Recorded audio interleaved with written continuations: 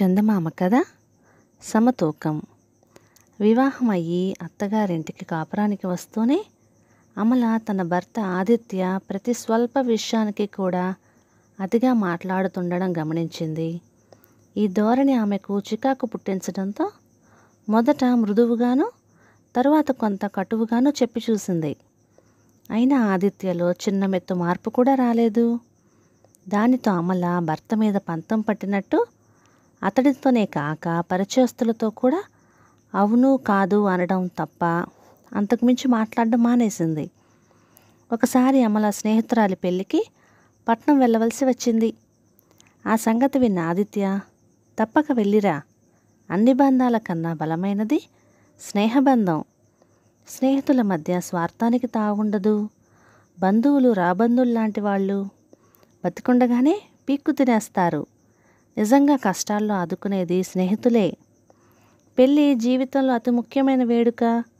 స్నేహితుల పెళ్ళికి హాజరవ్వటం ఎంతైనా అవసరం అన్నాడు గుక్క తిప్పుకోకుండా. అమల ఇష్టంగా ముఖం చిట్లించి, వెళ్ళిరా అని ఒక్క మాటతో సరిపెట్టక ఈ సోదంతా దేనికి అని విసుక్కుంటూ స్నేహితురాలి పెళ్ళికి బయలుదేరింది. పట్నంలో ఆమె తన స్నేహితురాలిని మాత్రం పలకరించి నలుగురిలో కలవక ఒక పెడగా కూర్చొని పెళ్లి తంతు చూసింది. పెళ్లికి వచ్చిన వాళ్ళలో చాలామంది అమలను చాలా గర్విష్టి అంటూ గుసగుసలాడారు. ఆ మాటలు చెవిన పడినా ఆమె మరెవ్వరితో ఒక్క మాట కూడా మాట్లాడలేదు. భోజనాలు కాగానే ఆమె తన స్నేహితురాలికి వెళ్తున్నానని చెప్పి బాడుగు బండి కోసం 4 వీధుల కూడలికి వచ్చింది. అమల బండివాడెవడైనా కనబడతాడేమోనని చూస్తుండగా ఆమె పక్కింటి సుందరమ్మ భర్త బండిలో ఎక్కడి నుంచో వస్తూ కనిపించారు. వాళ్ళు అమలను చూసి బండి ఆపించారు. అయితే అమల వాళ్ళను చూసి చూడనట్టుగా మొహం మరోవైపుకు తిప్పుకున్నది. అది అవమానంగా భావించి సుందరమ్మ భర్త అక్కడి నుంచి వెళ్ళిపోయారు. అమల ఎంతసేపు నిలబడినా మరొక బాడుగు బండి ఆ వైపుకు రాలేదు. చివరకు సూర్యాస్తమ సమయంలో ఒక ఖాళీ బండివాడు అటుగా వచ్చాడు. ఆమె వాడికి రెట్టింపు బాడుగా ఆశ చూపగా వాడు వాళ్ళ గ్రామం రావడానికి ఒప్పుకున్నాడు. అమల వాళ్ళ గ్రామం సగం దూరంలో ఉందనగా బాగా చీకటి పడిపోయింది. ఆ దారి వెంట ఎలాంటి జనసంచారం లేదు. అలాంటి చోట బండివాడు చప్పున బండిని ఆపాడు. అమల ఆదుర్దాగా, ఆపావెందుకు, ఏం జరిగింది అని ఈవాడిని అడిగింది. ఇంకా ఏం జరగలేదు, నువ్వు బండి దిగి మర్యాదగా దగ్గర ఉన్న డబ్బు మెడలోని హారం ఇచ్చేయి అంటూ బండివాడు చిన్న కత్తిని దుస్తుల్లో నుంచి బయటికి లాగాడు. అమలకు నోట మాట రాలేదు. ఆమె వణుకుతూ చప్పున బండి దిగి తన దగ్గర ఉన్న 100 రూపాయలు బండివాడి చేతిలో పెట్టింది. హారం కూడా ఇవ్వు, త్వరగా అన్నాడు బండివాడు కరుకుగా. అమల కళ్ళనీళ్లు పెట్టుకొని హారం తీయబోతుండగా పట్నం వైపు వెళ్ళే బండి ఒకటి అటుగా వేగంగా రావటం కనిపించింది. వెంటనే బండివాడు అమల మెడలోని హారాన్ని గట్టిగా లాగాడు. హారం చాలా సన్నగా ఉండడంతో తెగి కింద పడిపోయింది. చీకట్లో దాన్ని వెతికే ధైర్యం లేక బండివాడు ఎద్దును అదిలించి పట్నం వైపుకు వెళ్ళిపోయాడు. కింద పడిన హారాన్ని కొంగులో కట్టుకొని అమల కాలినడకన తన గ్రామం చేరింది. సంగతి విన్న ఆదిత్య లబలబలాడిపోతూ, ఎంత తెలివి తక్కువ పని, సుందరమ్మతో మాట్లాడి వాళ్ళ బండిలో వచ్చేసి ఉంటే ఇలా జరిగేదా, ఆడదాన్ని ఒంటరిగా పంపించడం నేను చేసిన మొదటి తప్పు అని ఇంకా ఏదో చెప్పబోయాడు. ఆ సమయంలో పని మనిషి రంగమ్మ రావటం చూసిన అమల భర్త మాటలకు అడ్డుపడి, నీ తప్పుల దండకం మరొకసారి వింటాను, తెగిన హారం ఇవ్వాలా, మీ కొట్టులో అతికించి పట్టుకురా అన్నది. ఆదిత్య ఆ గ్రామంలో ఉన్న పెద్ద నగల దుకాణంలో పనిచేస్తుంటాడు. 100 రూపాయలు పోవటంతో ఆ రోజంతా అతడికి మనస్సులో లేదు. భోజనం చేసి దుకాణానికి వెళ్తూ హారం పట్టుకుపోవడం మర్చిపోయాడు. ఆ రోజు బట్టతల మనిషి ఒకడు ఏవో నగలు కావాలంటూ దుకాణానికి వచ్చాడు. ఆదిత్య చూపిన కొన్ని నగలు చూశాక హారాలు ఏమైనా ఉంటే చూపమన్నాడు. ఆదిత్య అతడికి రకరకాల హారాలు తెచ్చి చూపి వాటి పనితనం వివరిస్తూ మాట్లాడసాగాడు.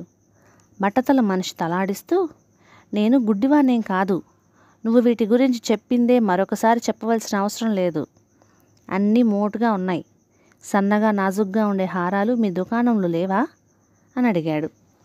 అన్ని రకాల హారాలు చూసి అతను నచ్చలేదనేసరికి ఆదిత్యకి కోపం వచ్చింది. మీరేమనుకోకండి, అంతగా తెలివిలేని వాళ్ళే సన్నపాటి హారాలు కొంటారు.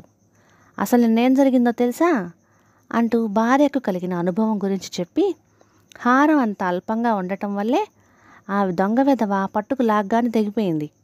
మా ఆవిడ దాన్ని అతికించి తెమ్మన్నది. దుకాణానికి తేవటం మరిచాను. తెచ్చి ఉంటే మీకు చూపించేవాణ్ణి అన్నాడు.